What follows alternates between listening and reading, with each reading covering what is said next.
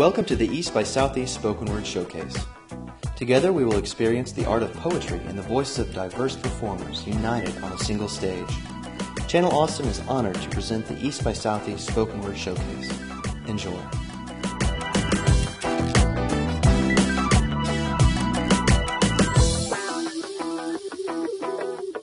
I'm here with Miriam Wizard on the East by Southeast Spoken Word Showcase. How are you? I'm fine, Selah. Thank you very much. It's nice to be here. Nice to have you here again. You were here with us last year. I was, yeah. So what pieces did you bring us for this year? Well, kind of a mishmash this time. Last year, just sort of accidentally, I think all of my poems wound up having something to do with death and dying, and it was a kind of a bit of a bummer of the whole program. So I tried to lighten it up a little bit this year and bring a variety of things. All right. What are the name of them? Well, there's 5 of them, and one of them is called Autobiography. One of them is called Flying Statues. That's a game that children play. I don't know if they still play it. I hope children still play that game. One is called Earth Mother of the Violet Crown, and that's in honor of my friend Alyce Guynn, another awesome poet. One is called Ode to Generica, and the last one is Garcia-Lorca's Grave, which does have something to do with death and dying, but not much. What is this fascination with death and dying, if you don't mind me asking? I think other than love, that it's one of the major subjects that the poet has the obligation to address in some fashion or another. And I have a lot of love poems, but there's not this year, I guess. Well, I present to you, Austin, Texas, Miriam Wizard. Thank you, Selah. Thank you. Hello. I am Miriam Wizard, and I'm so pleased to be here at East by Southeast in April, which is National Poetry Month.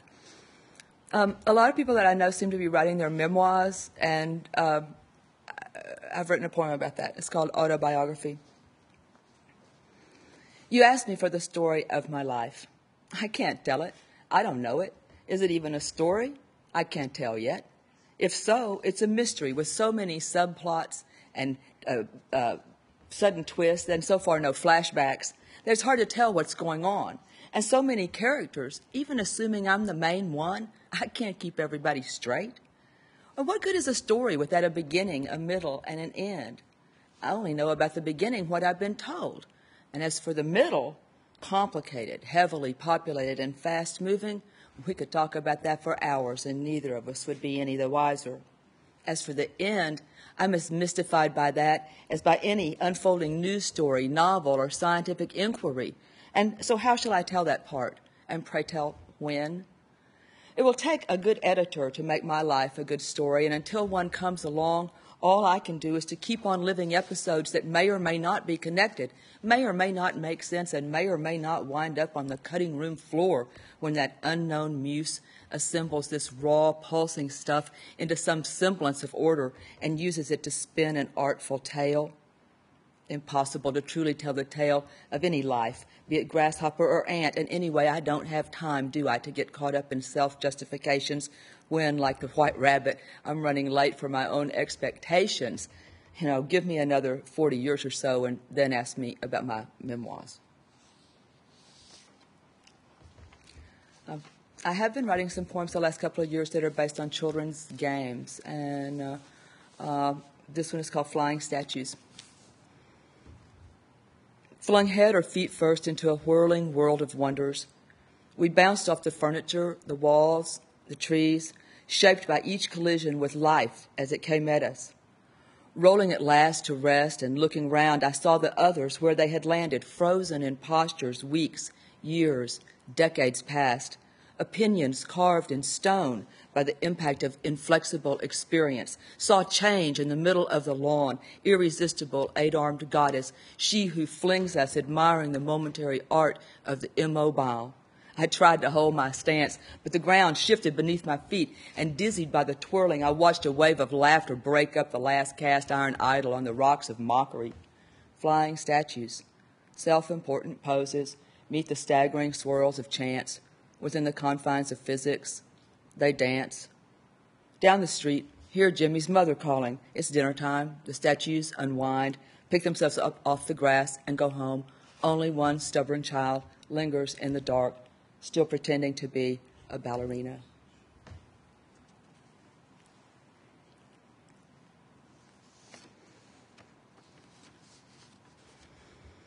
This poem is in honor of my friend Alyce Guynn, a very well-known and prolific Austin poet, and someone with whom I have shared our development as poets over the years. And this was inspired by hearing Alyce read at a CD release party that she had a year or so ago for some of her work.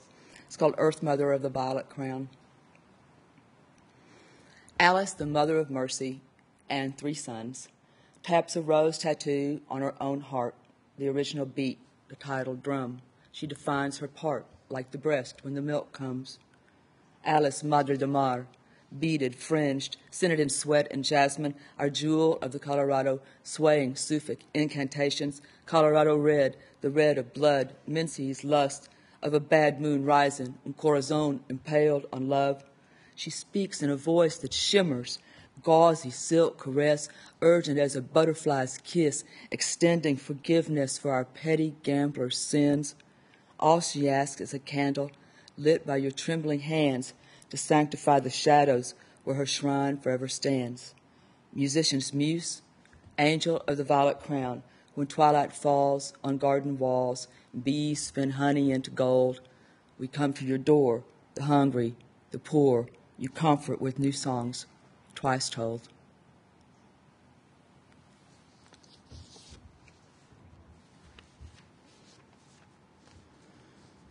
Now, people who know my work are going to know that there's going to be at least one rant in here, so this is today's rant. This is called Ode to Generica.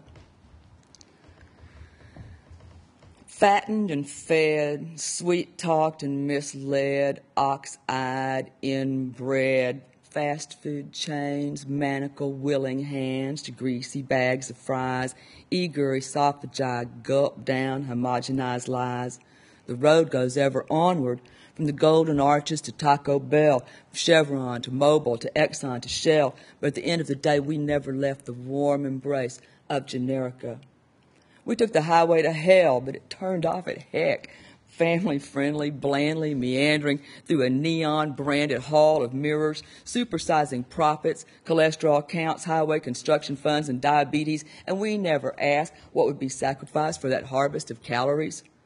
Now we buy sugar-free and salt-free products for more money than the ones with sugar and salt, and pay extra for cereal enriched with whole grains and act like it's nobody's fault or like it happened when we weren't looking and no one can call a halt.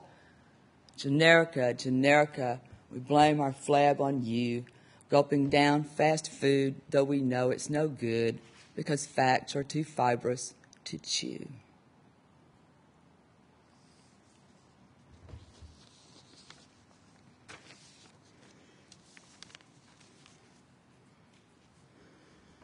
I actually had to work hard to come up with a 10-minute set this year because a lot of the poems that I wrote through the course of the year were topical poems. And when I looked back at them a month or so ago, I found that most of them had gone quite stale.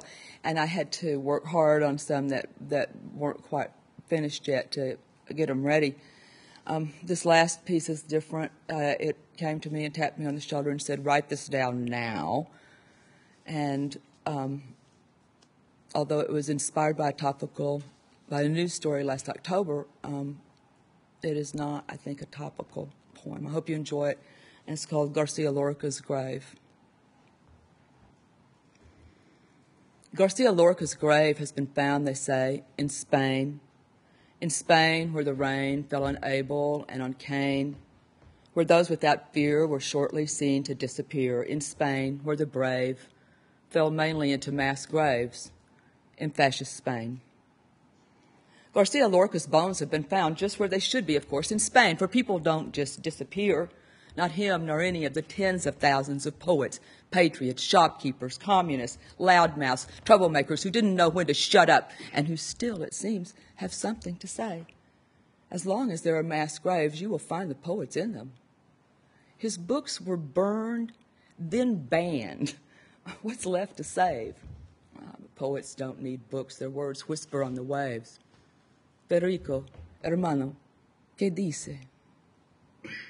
The bull does not know you, nor the fig tree, nor the horses, nor the ants in your own house. The child and the afternoon do not know you, because you have died forever, like all the dead who are forgotten in a heap of lifeless dogs. So he wrote, and so it was. He was no wraith to walk in wishful dreams, but a man full of bullets covered with dirt. As Whitman sang of himself, of the body, of fragile life, of ordinary people and ordinary strife, and in the hearing, self-awareness rose. So in Garcia-Lorca's work, this ferment grows. Nobody knows you, no, but I sing of you. Now at last the faggot poet's bones are rising, entwined with all the bones with which this Spain is paved, for nothing hidden is ever truly lost, and nothing true remains forever hidden, nor will the people's voice be silenced in the common grave. Garcia-Lorca's grave has been found in Spain, where shells fell in an uncivil hell, and bells tolled for the young and the bold in Spain, in this bloody, hallowed ground.